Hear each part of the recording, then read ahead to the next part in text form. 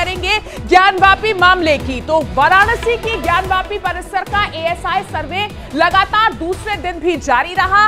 पहली पारी के सर्वे का काम पूरा कर लिया गया है। करीब 4.5 घंटे के सर्वे के दौरान एएसआई की जांच टीम ने कई खास पहलुओं पर गौर किया। ये रिपोर्ट देखिए।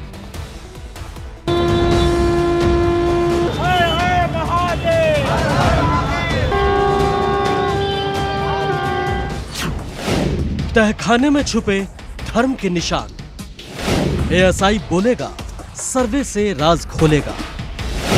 बोल रहे तथ्य, शिव ही सत्य।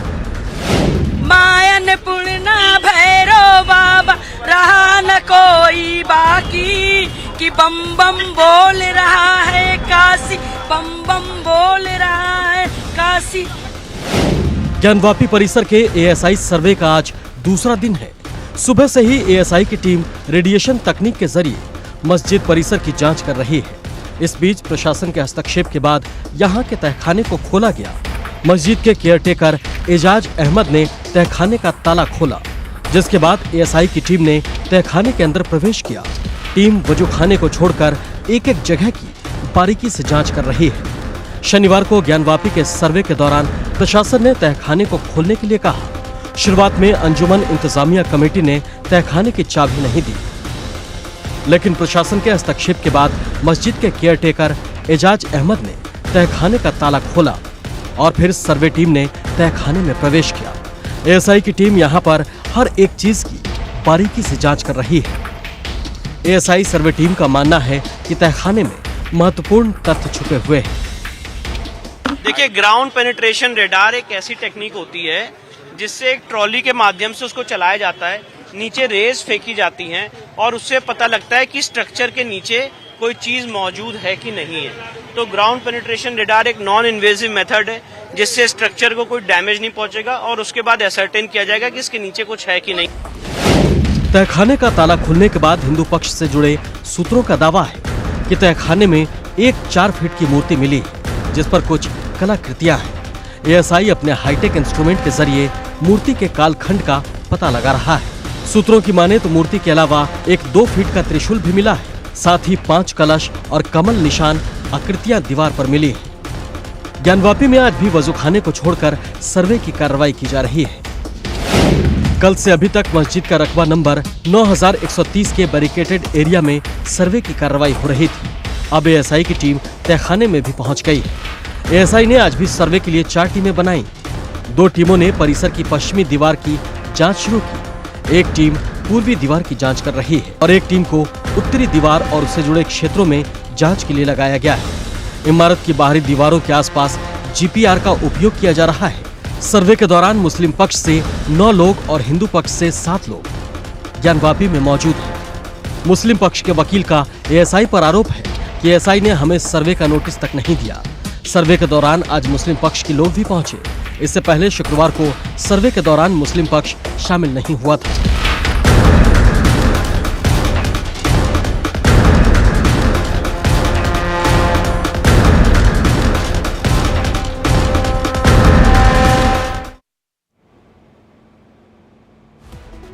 और इस वक्त इंडिया डेली लाइव संवाददाता और मेरी सहयोगी सुरभि हमारे साथ काशी से लाइव जुड़ गई है। सुरभि, पहले राउंड की जो सर्वे की प्रक्रिया थी आज की वो पूरी हो चुकी है। इस वक्त वहां क्या हो रहा है? बिल्कुल, देखिए आदित्य, अगर इस वक्त की तस्वीरों की बात करो तो इस वक्त हर कोई इंतजार में है कि बस ये सर्वे समाप्त हो। उसके बाद से अधिवक्ता पक्ष और वादी पक्ष और साथ ही प्रतिवादी पक्ष हर कोई निकल कर के आए। उसके बाद से उनके तरफ से क्या कुछ इस सर्वे में आज देखा गया है उसके बारे में जानकारी हासिल की जाए। हालांकि अब थोड़ा सा मौसम भी यहाँ पर खराब होता हुआ नजर आ रहा है, जिस वजह से थोड़ा सा विलंब भी हो रहा है उन्हें बाहर निकलने में। और ये भी कहा जा रहा है कि आज सुबह जब पहले चरण का सर्वे खत्म किया गया, जब हमने सुधीर त्रिपाठी और सुभाष नंदन जी या सीता साहू से बात की तो उन्होंने ये बताया कि सर्वे के दौरान में जीपीआर टेक्निक का इस्तेमाल किया गया और इसी के साथ साथ में जो तहखाना, जो 1 नंबर तहखाना खोला गया, उस तहखाने के भीतर से कुछ खंडित मूर्तियां मिली है। और मूर्तियों के अलावा अब ये दावा किया जा रहा है कि जब दूसरे चरण का सर्वे शुरू हुआ है तो भीतर से सूत्रों के हवाले से जानकारी मिली है कि 2 फीट ऊंचा एक त्रिशूल भी बरामद किया गया है। जिस त्रिशूल को आज तक एक आकृति के तौर पर दीवारों पर लोग देख रहे थे, लेकिन अब साक्षात उस त्रिशूल को देखा गया, ये दावा किया गया है। और सूत्रों के हवाले से जानकारी मिली है। हालांकि आपका कंफर्मेशन नहीं मिल पाया है, लेकिन अधिवक्ताओं के उस बयान का इंतजार हम कर रहे हैं और साथ ही हम आपको ये भी तस्वीर दिखाने और बताने की कोशिश करें कि किस तरीके से यहाँ पे जरा भीड़ देखिए कि भीड़ यहाँ पर इकट्ठी होनी शुरू हो चुकी है, क्योंकि बारिश भी हो रही है और इस वक्त ये बताया जा रहा है कि सर्वे किसी भी समय समाप्त होते ही हर कोई बाहर निकलेगा और जब बाहर आएंगे तो उनसे बातचीत के दौरान ही पता चल पाएगा कि दूसरे चरण का जब सर्वे पूरा किया गया तो सर्वे में क्या कुछ निकल के आया है, क्योंकि त्रिशूल साथ ही शिव पार्वती की उस खंडित मूर्ति का हिस्सा और साथ ही साथ मगर के टूटे हुए खंडित हिस्सा मिला है और इसके अलावा शिखर का भी टूटा हुआ हिस्सा बरामद किया गया अब तक। जी अदिति जी, बहुत बहुत शुक्रिया आपका सुरभि इस पूरी जानकारी के लिए। आपसे दोबारा संपर्क करेंगे, दोबारा अपडेट्स लेंगे। खबरों के सिलसिले को फिलहाल आगे बढ़ाते हैं। आज से ठीक 3 साल पहले 5 अगस्त 2020 को अयोध्या में भगवान श्री राम के नए और भव्य मंदिर के निर्माण के लिए भूमि पूजन किया गया था। अब 3 साल में मंदिर निर्माण 40% से ज्यादा पूरा हो चुका है। सीएम योगी ने ट्वीट कर भव्य दिव्य मंदिर के अद्भुत निर्माण पर बधाई दी है। रिपोर्ट देखिए। राम ब्रह्म चिन्मय अविनाशी, सर्वरहित सब उर्पुरपासी। प्रभु श्री राम की नगरी अयोध्या में भक्ति का दरबार सज रहा है। राम जन्मभूमि परिसर पर भव्य मंदिर के निर्माण की प्रक्रिया को तेजी से पूरा कराया जा रहा है। 3 साल पहले आज ही के दिन यानी 5 अगस्त 2020 को रामलला के मंदिर के निर्माण का शिलान्यास किया गया था। कोरोना के भीषण प्रकोप के बीच अयोध्या में आस्था के मंदिर के आकार लेने की कल्पना मात्र से महामारी की उस विभीषिका को कुछ पलों के लिए लोगों ने भुला दिया। आज के हालात को देखें तो अयोध्या में कई बदलाव हो गए हैं। रामलला का भव्य मंदिर आकार लेने लगा है। मंदिर के ग्राउंड फ्लोर के काम को पूरा कराया जा रहा है। गर्भगृह के निर्माण की योजना पर तेजी से काम हो रहा है। उम्मीद की जा रही है कि इस साल के अंत तक पहले फेज का काम पूरा हो जाएगा। अयोध्या में राम का धाम 3 फेज में तैयार कराने का फैसला लिया गया है। पीएम मोदी ने अयोध्या में राम मंदिर का शिलान्यास किया था। खूब सियासत हुई। अब इस शिलान्यास के 3 साल पूरा होने पर सीएम योगी आदित्यनाथ ने उन क्षणों को याद किया है। यूपी के सीएम योगी आदित्यनाथ ने राम मंदिर शिलान्यास के 3 साल पूरा होने पर प्रदेशवासियों को अपने ही अंदाज में बधाई दी है। उन्होंने दोहा लिखा, राम ब्रह्म चिन्मय अविनाशी, सर्वरहित सब उर्पुरपासी। साथ ही संदेश में लिखा कि श्री अयोध्या जी में निर्माणाधीन प्रभु श्री राम के भव्य दिव्य मंदिर के भूमि पूजन की वर्षगांठ पर सभी प्रदेशवासियों और राम भक्तों को हार्दिक बधाई। ये पावन दिन युगों युगों तक सांस्कृतिक पुनर्जागरण का प्रतीक रहेगा। जय श्री राम का नारा भी उन्होंने दिया।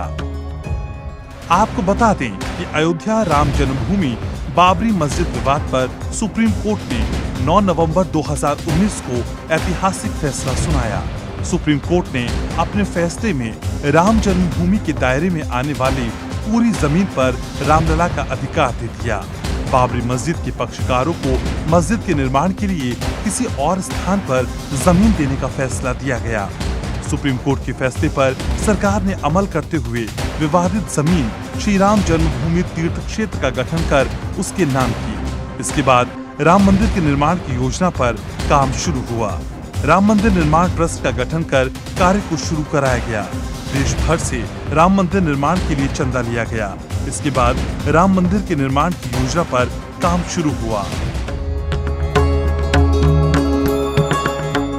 वो साल 2020 था और तारीख 5 अगस्त जब प्रधानमंत्री नरेंद्र मोदी ने सीएम योगी आदित्यनाथ, संघ प्रमुख मोहन भागवत और बाकी साधु संतों की मौजूदगी में राम मंदिर का शिलान्यास किया। मंदिर निर्माण का काम शुरू किया गया। राम मंदिर के उद्घाटन की भी तारीख आ चुकी है। 21, 22 और 23 जनवरी 2024 को अयोध्या में राम मंदिर का उद्घाटन हो सकता है।